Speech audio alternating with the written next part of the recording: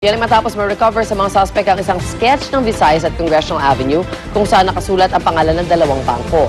May isang papel din na naglilistahan ng mga oras ng palitan ng gwardiya at mga dala nitong armas. Na-recover din sa mga suspect ang 5 uniform ng pulis, 2 kalibre 45 baril at 3 M16 rifle. Sa Makati naman, nakaengkwentro ng mga pulis sa isang parking area sa Buendia ang mga miyembro ng ONAD Carnapping Group.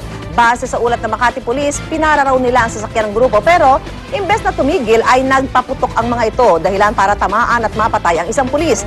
Nakipagpalitan ng putok ang mga pulis na ikinasuwi naman ng isa sa mga suspect na kinilalang si Dave Garcia. At matapos ang shootout, nagkasa ng manhunt operation ng mga pulis sa creek na katabi ng parking lot kung saan nagkaroon ng engkwentro. At dito nasawi ang isa pang suspect na nakilala lamang sa alias Makmak.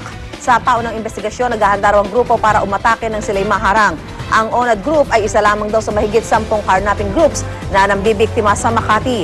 Ang kampanya ng pulisya laban sa mga carnapping at carjacking groups, bubusisiin natin mamaya sa Talakayan with Igan. At para makaiwas tayo sa mga insidente ng carjacking o carnapping, may papakita kaming simulation ng mga modus ng mga carjacker na yan at kung ano ang dapat natin gawin. Ihirit sa atin yan ni Drew Arellano mula sa opisina ng Highway Patrol Group sa Camp Crame. Drew, good morning! Alam mo, Miss Sue, katulad ng sinabi mo, isa lang yun sa 10 carnapping groups sa Makati. So kaya nga importante na nandito tayo ngayon sa Highway Patrol Group sa Camp Crame. Pag-uusapan natin yung mga iba't ibang modus operandi. Papakita namin sa inyo yung mga carnapping reenactment step by step para if ever nakita nyo, uy, parang medyo ito yung nakita ko sa TV mukhang magiging posibleng modus operandi ito ng mga carnappers. Meron na kayong pwedeng gawin. So pag-uusapan natin yan at alamin din natin yung preventive measures para hindi rin madali ang mga carnapping groups na makarnap kayo. Okay? So buong umaga, pag-uusapan po natin yan. Live na live dito sa Highway Patrol Group sa Camp Crame. Back to studio muna tayo. Okay, maraming salamat, Drew Arellano. Alam mo dati meron akong parang tinulungan na anti-carnapping system, yung acid. Sina Red Magnum.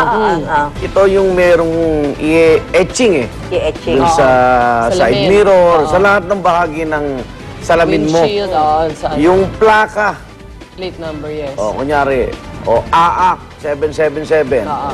Lalagay niya ron. Alam nyo, ang effective ito kasi, hindi matcha-chop-chop. Oo. Matatakot kang bumili dahil may nakalagay na plaka Di ba tayo, maselan tayo, nakain natin may nakalagay. Ayaw, nilapit ko sa Highway Patrol Group. Ba't kaya Ayaw nilang Walang kita. recommend. Wala namang hinihingi. Gusto nila yung mga gadget na pagkamahal-mahal. Oo. Kaya may nga. kita ka. Para may kita. Eh, ito Hindi simpleng pwedeng ganun. solusyon no? Simpleng solusyon siya. Simple lang, At di hindi ba? naman yata masyadong mahal. Hindi mahal Hindi mahal. O sayang Hindi naman. mahal. Ay, wala nga kita. Namimigay nga ng Oo nga. libre pa Pero available pa rin yung service Hanggang na yan ngayon, nandito. ngayon. Pwede iulit-uli nila Actually, ngayon. may baka. kakompetensya na rin na iba Oo. Siyempre, may gumaya na. Kaya lang, ikaw, gusto mo ba mawala yung disenyo ng sasakyan mo? Oo. Or yung kapalitin, yung milyong halaga pag nawala.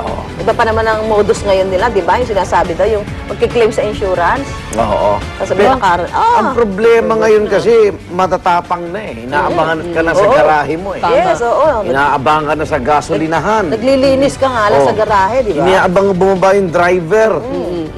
Kunyari, magre-restroom ka lang sa gasolinahan. Siyempre, dala mo yung susi. Nakatambay na- nakaabang na pala Oo, doon. nagko-coffee-coffee lang yan eh. Sasabihin lang doon, pare, yan ah.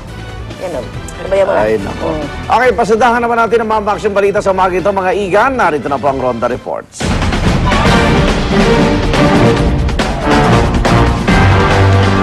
Pumagilid ang isang umaharur na jeep na kilala sa tawag na Patok sa Marcos Highway, Antipolo City. Halos puno po ng pasahero ang naturang jeep na nagtamo ng sugat dahil sa aksidente. Yan ang Ronda Report ni Jay Sabale. Jay. Igan, pasado alas 12 na madaling araw sa Marcos Highway, Barangay Mayamot, Antipolo City. Isang jeep na biyaheng Cogeo, Cubao ang tumagilid na nga. Sumalungat pa ang direksyon. Ayon sa saksi mula sa kasunod na taxi, humahataw ng takbo ang tinatawag na patok na jeep. Pero nang mag-swerve ito para iwasan ng isang sasakyan, nawalan ito ng kontrol kaya tumagilid. Halos puno na pasahero ang jeep kaya ang mga nasaktan na pasahero agad dinala sa mga ospital. Maswerte naman sila at puro minor injuries lang ang tinamo ng mga ito. Inamin ng driver na si Joselito Lapay na mabilis ang takbo niya at sinabing payag siyang bayaran ng pagpapagamot sa mga nasaktan na pasahero.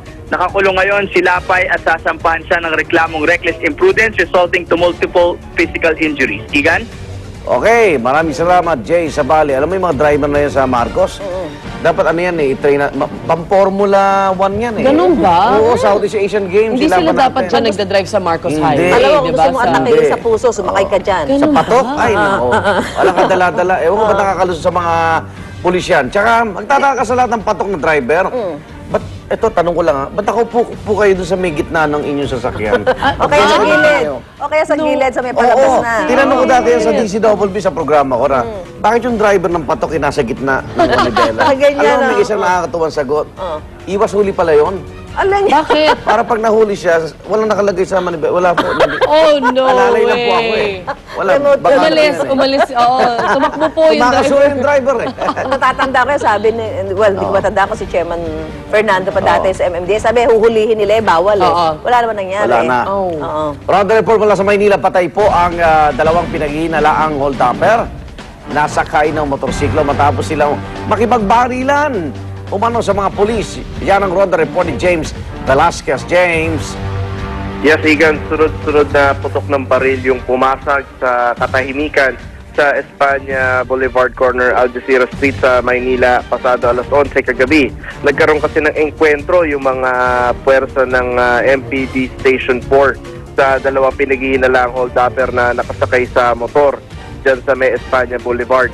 Nagsagawa kasi sila ng checkpoint o naglatag sila ng checkpoint matapos makatanggap ng tawag mula sa isang nabiktima umano ng pang-hold up sa may Nagtahan Bridge. So naglatag sila ng mga checkpoint sa mga lugar na maaaring daanan daw ng mga hold-upper.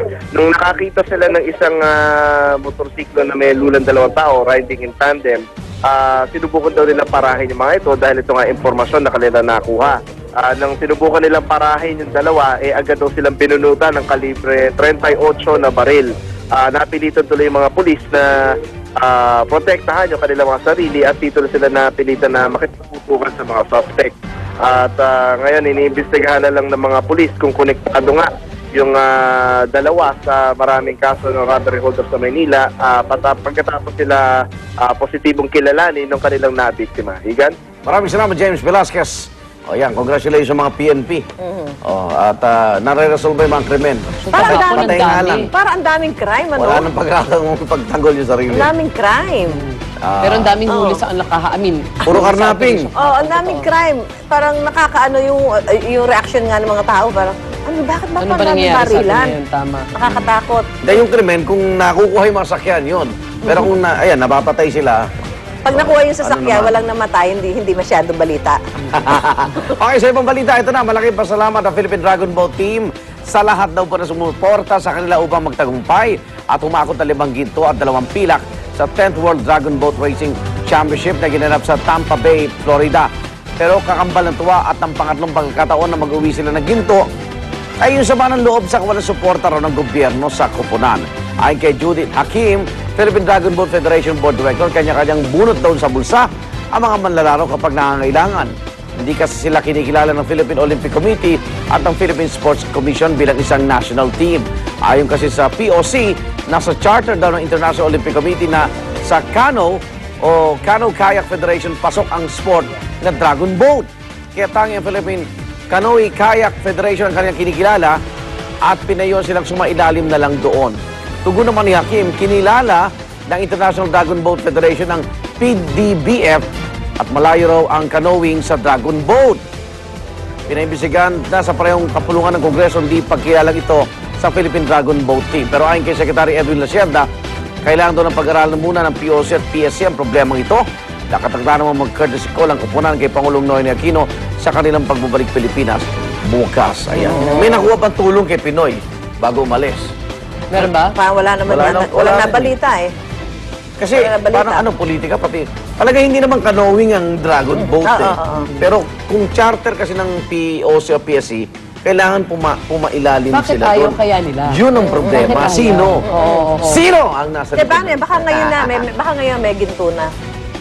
Na magkaayos Hindi rin eh. Actually, Dati pa sila nagiginto eh. nakausap ko si Kong Piping Kuwangko ng Philippine ang sinasabi niya, nakapagbigay yata ng 3 milyon mahigit sa Philippine Dragon Boat. Baka hindi alam ng mga membro. Sino nagbigay? Kanino nabigay?